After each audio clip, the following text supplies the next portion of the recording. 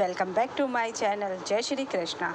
कुंती एक अद्भुत महिला थी। पति की मृत्यु के बाद कैसे उन्होंने अपने पुत्रों को हस्तिनापुर में दाखिल करवा कर गुरु द्रोणाचार्य से शिक्षा दिलवाई और अंत में उन्हें राज्य का अधिकार दिलाने के लिए प्रेरित किया, यह सब जानना अद्भुत है। एक स्त्री के संघर्ष में की कहानी में द्रौपदी का नाम तो लिया जाता है, लेकिन कुंती की कम ही चर्चा होती है। तो चलिए जानते हैं कि कुंती की मृत्यु कैसे हुई। यदुवंशी राजा सूरसेन की प्रथा नामक कन्या और वसुदेव नाम का एक पुत्र हुआ। प्रथा नाम कन्या को राजा सूरसेन ने अपनी बुआ के संतानहीन लड़के कुंती भोज को गोद दे दिया। कुंती भोज ने इस कन्या का नाम कुंती रखा। इस तरह प्रथा अर्थात कुंती अपने असली माता पिता से दूर रही। जैसे दशरथ ने अपनी पुत्री शांता को अंग देश के राजा को रोमपद को गोद दे दिया था। वसुदेव का विवाह कंस की बहन देवकी से हुआ। देवकी से श्री कृष्ण का जन्म हुआ। इस तरह कुंती श्री कृष्ण के पिता वासुदेव की बहन और भगवान श्री कृष्ण की बुआ थी। यही कारण था कि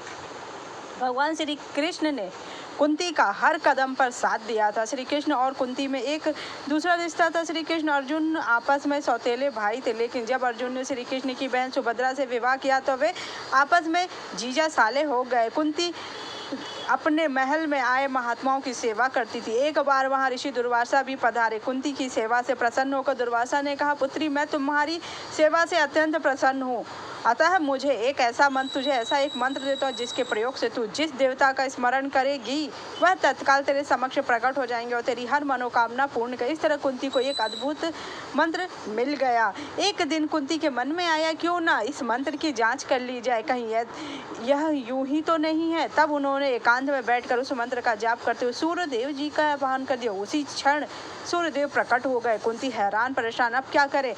तब कुंती ने सूर्यदेव से एक पुत्र की कामना कर दी। जब कुंती को गर्भवती हो गई तब लज्जावश यह बात वह किसी से नहीं कह सकी और उसने यह छिपा कर रखा। समय आने पर उसके गर्भ से कवच कुंडल धारण किए हुए एक पुत्र उत्पन्न हुआ। कुंती ने उसे एक मंजूषा में रख कर रात्रि में गंगा में बहा दिया। वह बालक गंगा में बहता हुआ एक किनारे में जा गया।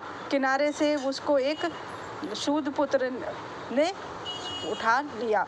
जंगल में वह सन्यासियों का जीवन जीने लगी, लेकिन पांडु से उनका विवाह हो गया और वह उन्हें श्राप भी मिल गया और उनकी दूसरी पत्नी माधवी भी हो गई और वो अपने पति के साथ जंगल में जाकर सन्यासियों का जीवन बिताने लगी।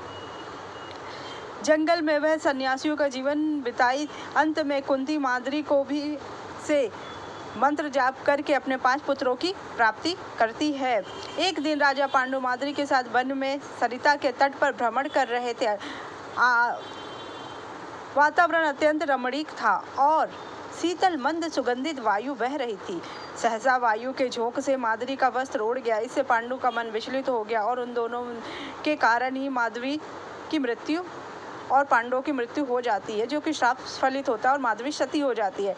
अपने पति की मृत्यु के बाद कुंती ने मायके की सुरक्षित जगह पर जाने के बजाय वह अपने पुत्रों को लेकर वहां हस्तिनापुर राजमहल में कुंती का सामना गांधारी, शकुनी और दुर्योधन से। उन्होंने उसके समक्ष कई चुनौतियां खड़ी की। कुंती वासुदेव जी की बहन थी और श्री कृष्ण की बुआ थी, तो गांधार नरेश की पुत्री और राजा धृतराष्ट्र की पत्नी थी। कुंती और गांधारी में अपने अपने पुत्रों को राज्य का अधिकार दिलाने की अप्रत्यक्ष जंग शुरू हो गई थी। शकुनी और दुर्योधन ने मिलकर पांडवों को मारने के लिए कई षड्यंत्र किए।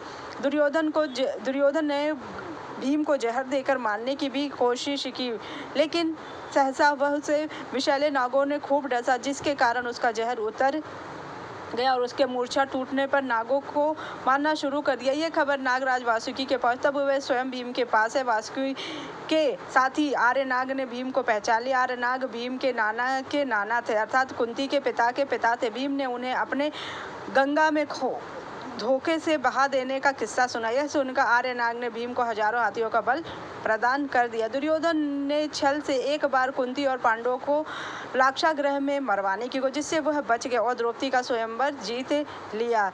पांडव और कौरवों के बीच जुआ खेला गया। जब उन्हें 12 वर्ष का वनवास एक बार का, तो कुंती ने भी उसके लिए वो घर छोड़ दिया और वह विदुर के साथ रहने लगी। सच बताया, कर्ण नहीं माना तो उसने कहा कि तुम्हारे 5 पुत्र जीवित रहेंगे। के 15 साल बाद कुंती चली जाती है जंगल में गांधारी और उसके साथ करीब 3 साल तक गंगा किनारे वन में एक छोटी सी कुटिया में रहती है। उसके बाद एक बार वो लोग बहुत बूढ़े हो जाते हैं और जंगल में आग लग जाती है, जिसकी वजह से गांधारी, कुंती और संजय को कुटिया छोड़नी पड़ती है। वह सभी धृतराष्ट्र के पास आते हैं। वे देखते हैं कहीं उन्हें कोई खतरा तो नहीं। संजय उन सभी को जंगल से चलने के लिए कहते क्योंकि उनका पूरा जंगल आग से जल चुका था। खड़े रहते हैं। उस प्रकार उनकी मृत्यु। युधिष्ठिर को इनके बारे में पता चलता तो उनका पिंडदान किया। अगर आपको मेरी जानकारी अच्छी लगी उसके लिए थैंक यू।